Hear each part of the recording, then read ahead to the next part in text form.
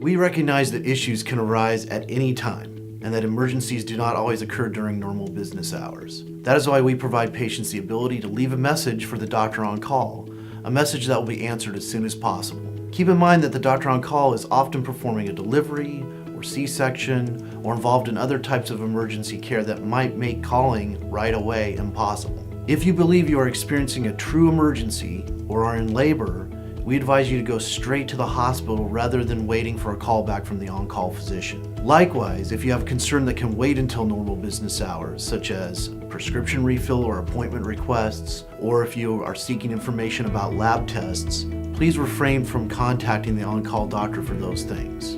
Routine concerns will not be answered by the doctor on call. Messages left without any description of the problem for which a patient is calling will also not be answered. When you leave a message for the doctor on call, you should speak clearly, briefly describe the problem you are having, and leave a contact number. When your phone rings, you should answer the call. Our goal is to provide timely care to our patients regardless of when their problem occurs.